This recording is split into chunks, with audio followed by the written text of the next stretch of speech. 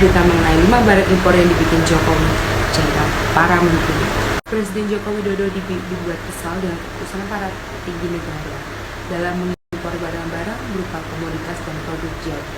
Pasalnya, Jokowi menilai bahwa barang-barang tersebut seharusnya bisa diproduksi dalam negeri, sehingga ia menuangkan kekecewaannya dalam teguran yang disampaikan pada berbagai pihak instansi pada acara penyerahan yang diselenggarakan di Bali pada Jumat 25 Maret 2022. Lantas apa saja barang-barang impor yang memicu kejengkelan Jokowi?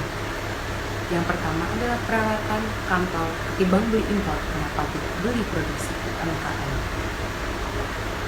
Barang impor pertama adalah alat tulis yang diimpor dari negara lain. Jokowi menyayangkan bahwa mayoritas peralatan kantor di berbagai kantor instansi, dari penulisan buku, pulpen, bangku, meja, dan kursi, hingga komputer kerja pun diimpor dari luar negeri. Bagi Jokowi, barang-barang tersebut seharusnya dibeli dari para pelaku usaha kecil, mikro, menengah, atau bisa disebut dengan UMKM. Jokowi jengkel karena alih-alih mendukung UMKM dengan membeli produk alat tulis mereka, beberapa instansi berplat merah memilih produk alat kantor yang dibeli secara impor. Lalu selanjutnya ada mesin pertanian impor. Barang impor kedua yang disoroti oleh Joko Widodo adalah para alat pertanian berupa mesin seperti traktor. Jokowi jengkel lantaran traktor yang diimpor ketinggalan zaman dan sudah tidak layak pakai dan sudah tidak canggih lagi dibandingkan dengan traktor lain yang tersedia di pasar. Jokowi juga menceritakan pengalamannya saat tiba di Atambua dan mengalami kejadian yang tidak mengenakan karena tidak diperkenankan untuk memeriksa kondisi traktor di sana. Selanjutnya adalah alat kesehatan. Selain alat kantor dan juga alat pertanian, Jokowi juga jengkel karena keputusan para pemangku kepentingan mengimpor alat medis dari luar negeri.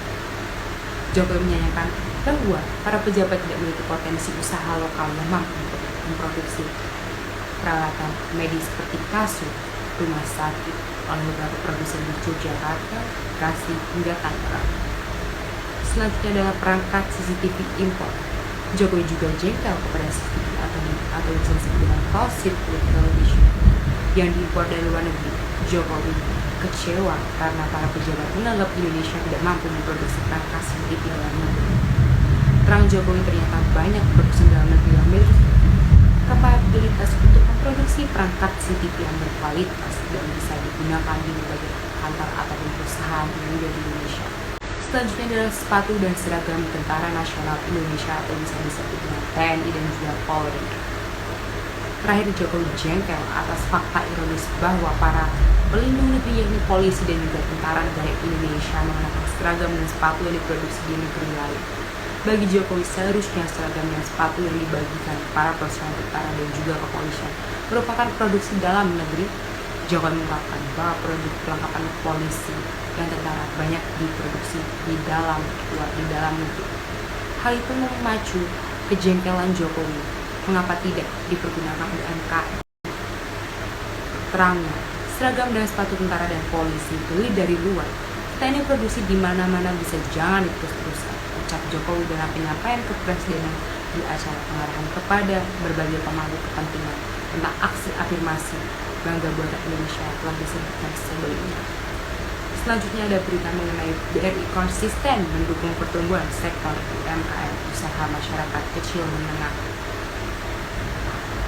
Sebagai bank terbesar di Indonesia atau PT Bank Rakyat Indonesia versi TBK atau bisa disingkat dengan BRI, terus meningkatkan kualitas pelayanan perbankan, salah satunya melalui kemudahan fasilitas pembiayaan. Dalam hal ini, BRI dan anak perusahaan PT Telkom Indonesia atau Persero, TBK PT Telekomunikasi Seluler atau Telkomsel telah melakukan penandatanganan perjanjian bersama pembelian BRI kepada mitra Telkomsel atau Supply Chain Finance.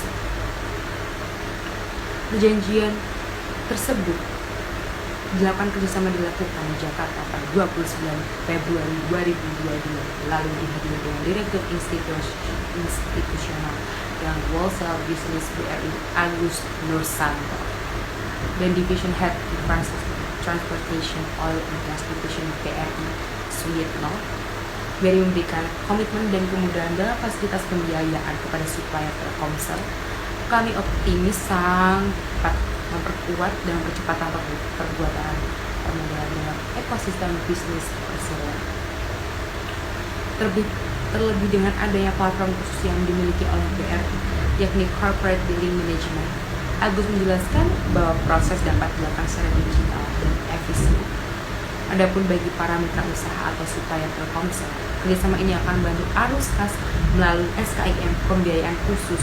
Dengan demikian, mitra usaha tersebut dimudahkan atas tagihan pekerjaan proyek milik Telkomsel. Dengan adanya kerjasama ini, kami berharap dapat mendukung transformasi sistem supply chain financing Telkomsel dengan tetap menerapkan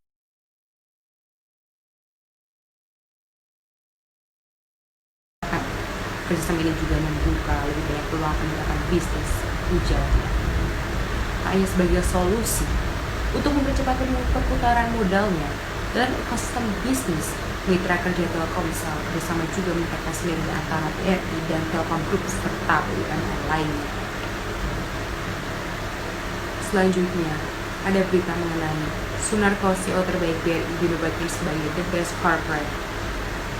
Dalam anugerah BUMN tahun ini, PT BRI atau bisa disingkat dengan Bank Rakyat Indonesia dapat terus bertumbuh di masa dan tantangan seperti saat ini, termasuk BUMN juga terus berlomba-lomba menghadirkan dan menciptakan pertumbuhan bisnis yang berkelanjutan di tengah pandemi COVID-19. Berbagai pihak menilai memberikan apresiasi bagi sejumlah perusahaan yang memiliki kinerja positif. Salah satunya adalah pada ajang penghargaan 11 tahun anugerah BUMN 2022 yang digelar di Jakarta tanggal 24 Maret 2022 dan diselenggarakan oleh BUMN Share. Dalam anugerah BUMN ini, PT Bank Rakyat Indonesia disebut dengan BRI Tbk berhasil memborok 4 penghargaan sekaligus. Pada ajang tersebut, Direktur Utama BRI Sunarsono dinobatkan sebagai The Best CEO atas keberhasilan pemimpinan ke BRI. Atas pencapaian diperoleh BRI tersebut, Sunarso memberikan apresiasi tinggi-tingginya kepada insan BRI atau pekerja BRI atas kerja keras yang memberikan pelayanan terbaik bagi nasabah. Sunarso juga menakodai BRI tahun 2019 ini menunjukkan bahwa pencapaian tersebut semakin mendorong BRI untuk memberikan layanan terbaik melebihi ekspektasi nasabah. Rasionalis bisnis BRI selama periode menantang tercermin dari pertumbuhan kinerja keuangan pada tahun 2021. Meski dibanding pandemi COVID-19, BRI berhasil mencatatkan laba bank atau bank only sebesar 32,22 triliun rupiah atau tumbuh sekitar 75,53% years on year. Sunarso juga dinobatkan sebagai The Best CEO pada ajang ini juga membeberkan fokusnya untuk terus mengikuti dan mendeliver value BRI dapat terus tumbuh berkelanjutan. Selain menciptakan value dari aspek ekonomi atau bisnis, Sunarso menyebutkan BRI akan terus menghadirkan social values bagi seluruh lapisan masyarakat. Sebelumnya penghargaan tersebut The Best CEO juga diraih Sunarso dalam berbagai ajang lainnya. Sekian dari berita edisi terbaru hari ini 25 Maret 2022. Saya Tigo Selamat mengundurkan diri dan terima kasih.